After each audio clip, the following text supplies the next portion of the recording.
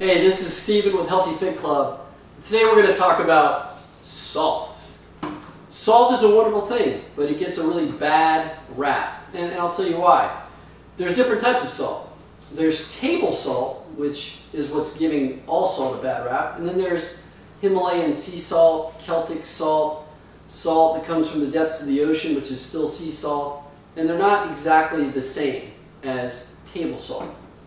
So to give you a little more information on that, when you hear about salt, people think, oh my goodness, if I eat salt, I'm going to get high blood pressure. Well, the reason why that's a possibility is that when you consume a lot of table salt, the first thing that happens is your body and blood try to get rid of that toxic elements that are in table salt and move them away from your heart, which elevates your blood pressure immediately.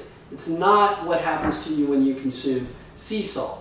You can hear some different opinions on that, but if you had the option to consume table salt or any of the other derivatives of sea salt, which have about the same sodium chloride in them, here's the difference. Table salt is harvested from flakes from crude oil drilling, heated to 1200 degrees, at which point it's going to lose most of the 80 natural elements that are in it, including iodine, which is really important. So what do? They add a lot of toxic items to it, including synthetic iodine, caking elements, aluminum derivatives, all kind of unnatural, unhealthy things that are all synthetic. On the other hand, you've got the sea salts and the derivatives of sea salt that I mentioned, which are harvested and dried in the sun. They all have their 80 natural elements and minerals still there, and salt's really important, serves a lot of functions in the body.